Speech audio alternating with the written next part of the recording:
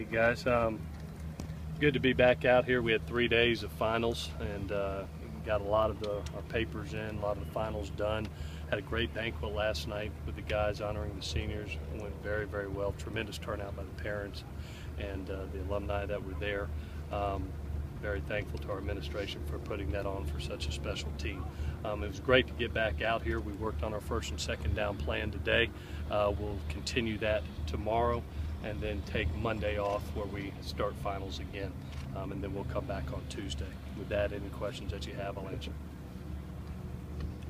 What's your takeaway from the banquet yourself last night? Just reminded me of how special a group this is. You know, you talk about a group that's faced this amount of adversity. Every time that they've been faced with a challenge, they've answered the bell. Some unbelievable memories that even as a coach's son and been in the game my entire life, you know, you have some memories that you'll never forget. You'll never forget going to a tough place like Oregon State and winning on the road. You'll never forget 50,000 fans rushing the field after beating the number 4 team in the country. And that's very, very rewarding as a staff and as a team. And it was just very nice to celebrate as the Trojan family. It all came together. So it was a great event, great event. Is it a little strange for you guys having, you know, recruits around that you're not really talking to, or, you know? No, I tell you what, we're here to help in any way that we can, and Coach Sark's been great to us. You know, we know all these guys, and we hug their necks, but you know, we're here to help the Trojan family and do everything we can, and until not asked to do that anymore. You know, we'll always be Trojans. That's what we even said last night as a staff. This place has treated us so well. It's one of the most first-class organizations in the world, and while you're here, you're going to do everything in your power to help the cause. It looked like Silas and Trey were practicing today. Is that? Yeah. They gave me, you know, Silas's knee is probably worse than expected. Don't think that he's going to make it right now from what it sounds like.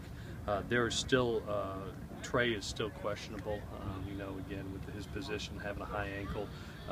We'll have to see. I think that, again, will be right up to game time, but get a little more doubtful with Silas. It does not look good right now for him.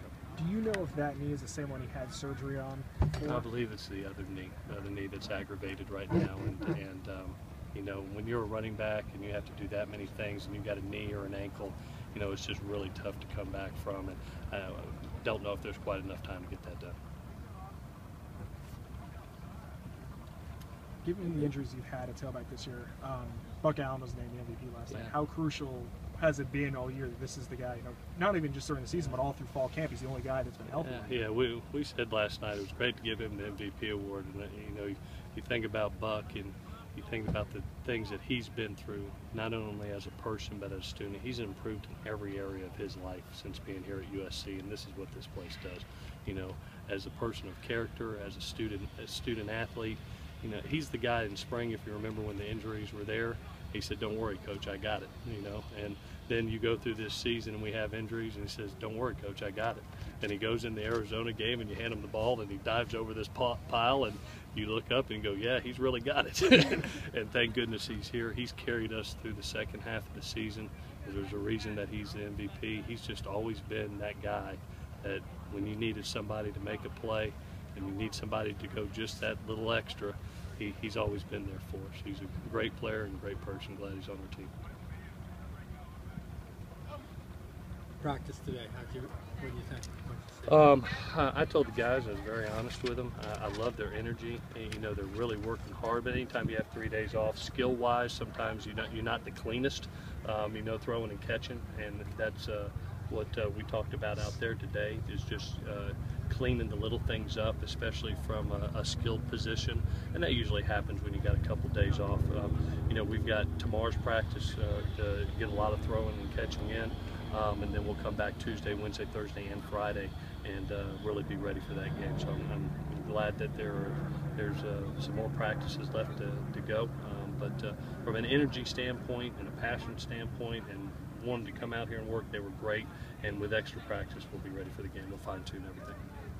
Is there any disadvantage? Usually you get 15 bowl practices, but just having the 7 Well, you look at it twofold. You know, usually when you have those January bowls or a later December bowl, you know, you got a large period of time off and you got more practices. When you have these early bowls, it's not as much time off. You had basically about a week and a half off, and you're right back. So there's not as much rust to get off. You know, the thing that you hate, you wish you had more, because this is a great time for younger kids, freshmen, rookies, maybe guys that are getting redshirted. It's like an additional spring for them. So you saw us in those first two practices really stay out here and try to get a little bit extra with them. Those are the guys that probably you'd love to have the 15 practices. For the older guys, the guys that are going to play in the game, you know, you have 8 practices, you're ready to roll. I mean, that's as much as you need to be game ready. That's good. All right, L or easy. Thanks.